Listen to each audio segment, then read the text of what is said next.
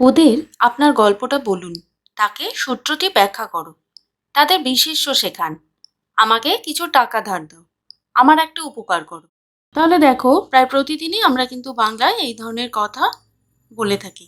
এবার এই ধরনের বাংলা বাক্যকে যদি ইংরেজিতে বানাতে হয় কিংবা বলতে হয়, তখনই কিন্তু আমরা আর পারি না। তাই আজকের ভিডিওতে আমরা শিখে নেব যে এই ধরনের খুব সাধারণ দৈনন্দিন ব্যবহৃত বাংলা বাক্যকে আমরা অতি সহজেই ইংরেজিতে কিভাবে বানাতে পারি এবং তার সাথে বলতে পারি। হ্যালো এভরিওয়ান, আমি ইংলিশ দিদিমণি, আর এই চ্যানেলে তোমাদের সবাইকে স্বাগত জানিয়ে আজকের ক্লাস শুরু করছি। আজকের এই বাংলা বাক্যগুলোকে শেখার জন্য আমরা কিন্তু প্রথমেই একটা খুব সহজ সরল সেন্টেন্স স্ট্রাকচার বানিয়ে নিয়েছি। আর সেই সেন্টেন্স স্ট্রাকচারটা হচ্ছে verb plus indirect object plus direct object. আজকের ভিডিওর টাইটেল থেকে এটা খুবই স্পষ্ট যে আজকে যে সেন্টেন্সগুলো আমরা বানাতে শিখব, সেখানে কিন্তু সেন্টেন্স শুরু হচ্ছে ভার্ব দিয়ে, সেখানে কোনো সাবজেক্টের ব্যবহার নেই। এবার আমরা আমাদের সামনে যে স্ট্রাকচারটা দেখতে পাচ্ছি সেটাতে যদি ফিরে আসি, তাহলে আমরা কি দেখতে পাচ্ছি যে প্রথমেই আমরা বসিয়ে নিয়েছি ভার্ব। তাহলে ভার্বের আগে সাধারণত কিন্তু আমরা সাবজেক্টকে বসাই, তো এখানে সেরকম কোনো সাবজেক্ট নেই। স্ট্রাকচার শুরু হয়েছে ভার্ব দিয়ে, তারপরে আছে ইনডাইরেক্ট অবজেক্ট। এবার ইনডাইরেক্ট অবজেক্টের মধ্যে কি আসছে? প্রোনাউন। আর তারপরে মানে একদম লাস্টের পার্টে কি আছে? Direct object. ডাইরেক্ট অবজেক্টের আন্ডারে কি আছে? Possessive adjective plus noun or noun. এবার এই দুটো ছাড়াও কিন্তু এখানে অন্য কিছুর ব্যবহার হতে পারে। এবার যখন আমরা প্রত্যেকটা সেন্টেন্স ইন্ডিভিজুয়ালি আলোচনা করব, তখন কিন্তু কোথায় কি বসেছে না বসেছে সেটা একবার ডিটেইলে দেখে নেব। তার সাথে এটাও কিন্তু আমরা দেখে নেব যে সত্যি কি সাবজেক্ট ছাড়াই আমরা আজকের এই সেন্টেন্সগুলো তৈরি করেছি। তাহলে আজকের ক্লাসের প্রথম সেন্টেন্স হচ্ছে আমাকে তোমার হাত দেখাও। ইংলিশে কিভাবে বলছি? Show me your hands. Show me your hands. English সেন্টেন্সটা যদি আমরা দেখি, তাহলে সেন্টেন্স শুরু হয়েছে শো দিয়ে। এখানে শো হচ্ছে ভার্ব। তারপরে কি বসিয়েছি আমরা? মি। মি হচ্ছে এখানে প্রোনাউন।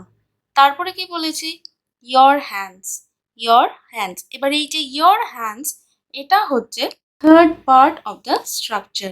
এবার যখন আমরা বলছি যে ইয়োর হ্যান্ডস, এখানে ইয়োর হচ্ছে পজেসিভ অ্যাডজেক্টিভ আর হ্যান্ডস হচ্ছে নাউন।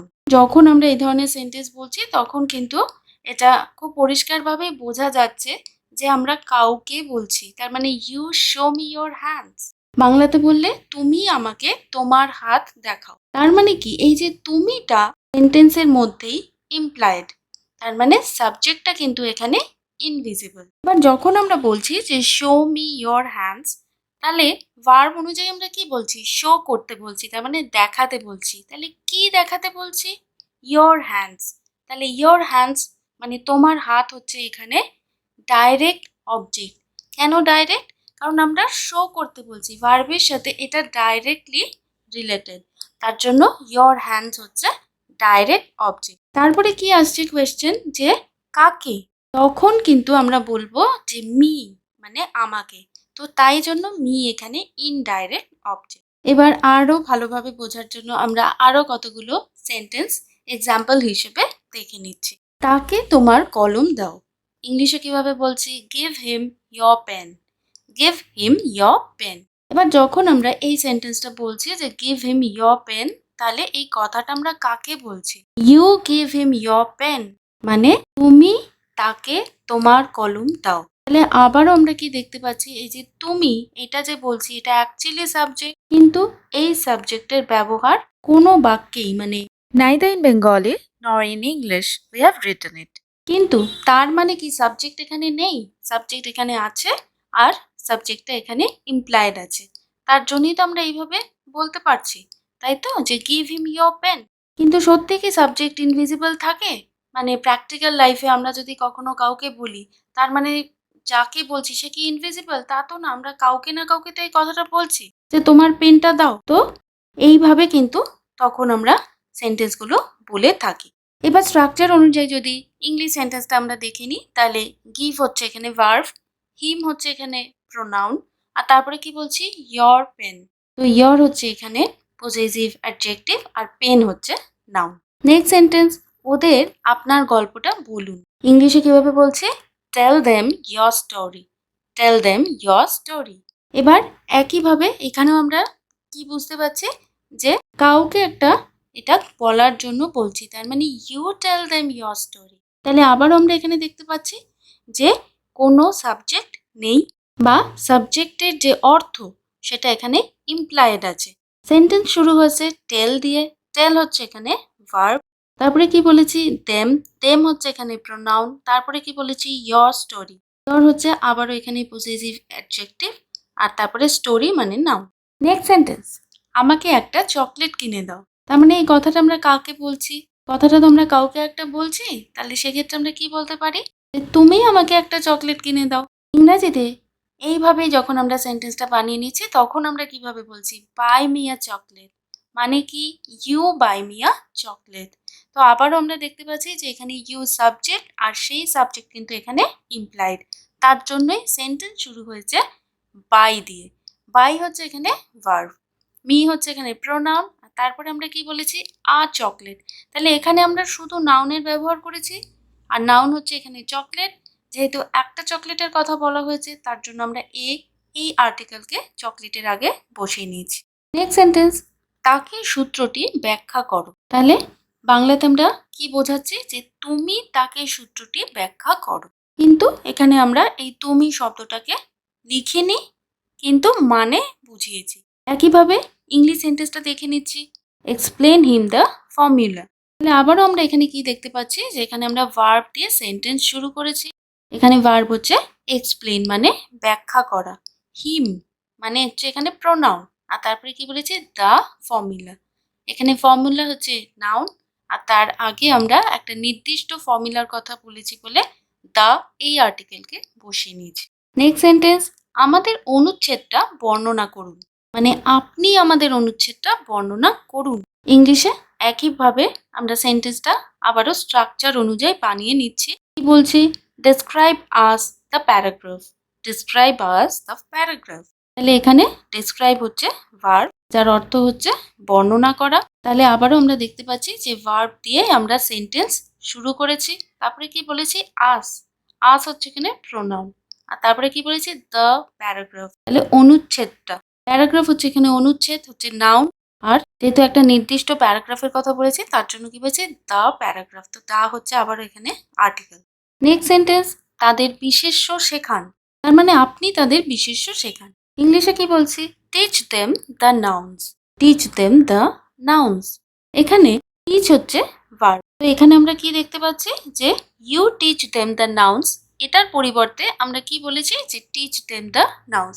তো আবারও এখানে আমরা সাবজেক্টটা কোথাও লিখিনি, কিন্তু সাবজেক্টের যে অর্থ সেটা এই সেন্টেন্সের মধ্যে ইমপ্লায়েড আছে। টিচ হচ্ছে এখানে ভার্ব, তো টিচ দিয়ে আমরা সেন্টেন্স শুরু করেছি। তারপরে আমরা কি বলেছি দেম, দেম হচ্ছে এখানে প্রোনাউন, আর তারপরে কি বলেছি দ্য নাউন্স। তাহলে নাউন্স হচ্ছে এখানে নাউন, ঠিক আছে। আর যেহেতু পার্টিকুলার নাউন্সের কথা আমরা বলেছি তো তার জন্য আবারও নাউন্সের আগে আমরা দ্য এই আর্টিকেলকে বসিয়েছি। নেক্সট সেন্টেন্স, আমাকে কিছু টাকা ধার দাও। ইংলিশে কিভাবে বলছি লেন্ড মি সাম মানি।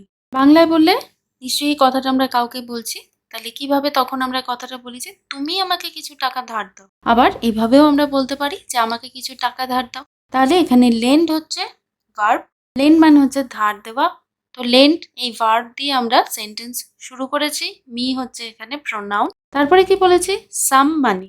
এখানে সাম হচ্ছে অ্যাডজেক্টিভ অফ কোয়ান্টিটি, যেহেতু আমরা কিছু টাকার কথা বলেছি, আর তারপরে মানি হচ্ছে এখানে নাউন। নেক্সট সেন্টেন্স, অধ্যক্ষকে একটি চিঠি লেখো। তাহলে আবারও আমরা একই জিনিস দেখতে পাচ্ছি এখানে যে কি বলতে চাইছি আমরা, তুমি অধ্যক্ষকে একটি চিঠি লেখো। ইংলিশে কিভাবে বলেছি write the principal a letter, write the principal a letter. তাহলে এখানে রাইট হচ্ছে ভার্ব, ভার্ব দিয়ে আমরা সেন্টেন্স শুরু করেছি। তারপরে কি বলেছি দ্য প্রিন্সিপাল, যেহেতু একজন পার্টিকুলার প্রিন্সিপালের কথা বলা হয়েছে তার জন্য আমরা কি বলেছি দ্য প্রিন্সিপাল, আর তারপরে কি বলেছি আ লেটার, একটা চিঠি, ঠিক আছে। তো এখানে লেটারও হচ্ছে নাউন। তো এই যে সেন্টেন্সটা আমরা এখন দেখলাম এটা কিন্তু স্ট্রাকচার থেকে একটু আলাদা। নেক্সট সেন্টেন্স, আমার একটা উপকার করো। ইংলিশে কিভাবে বলছি do me a favour, do me a favour. তার মানে বাংলাতে আমরা কি বোঝাচ্ছি যে তুমি আমার একটা উপকার করো। তো আবারও একই কথা বলবো যেখানে আমরা কোথাও তুমি এই কথাটা লিখিনি, কিন্তু বোঝা যাচ্ছে যে এটা কাউকে আমরা একটা বলছি যে তুমি আমার একটা উপকার করো। একইভাবে ইংরেজিতেও you do me a favour, তো এখানে ইউটা আমরা কোথাও বসাইনি, মানে এখানে সাবজেক্ট নেই, তাই জন্য সেন্টেন্স আমরা শুরু করেছি ডু এই ভার্বের সাথে। এখানে আবারও মি হচ্ছে প্রোনাউন, আর তারপরে আমরা কি বলেছি, আ ফেভার। তাহলে আজকের এই খুবই একটা ইজি স্ট্রাকচারের মাধ্যমে আমরা কিন্তু খুবই ইজি কিছু ডেইলি ইউজ সেন্টেন্সেস শিখে নিলাম। এই ভিডিওতে যে ধরনের সেন্টেন্স আমরা শিখেছি, এই একই স্ট্রাকচারকে ফলো করে এরকমই কিন্তু হাজার হাজার সেন্টেন্স নিজেরাই বানিয়ে নিতে পারবে যে কোনো মুহূর্তে, যে কোনো সময়, আর নিজেরাই কিন্তু কথা বলতে পারবে। চলে এসছি আমরা আমাদের আজকের ক্লাসের একদম লাস্ট সেন্টেন্সে, আর এটাই হচ্ছে তোমাদের সকলের জন্য আজকের হোমওয়ার্ক। সেন্টেন্সটা হচ্ছে আমার জন্য এক গ্লাস জল নিয়ে এসো। আমার জন্য এক গ্লাস জল নিয়ে এসো।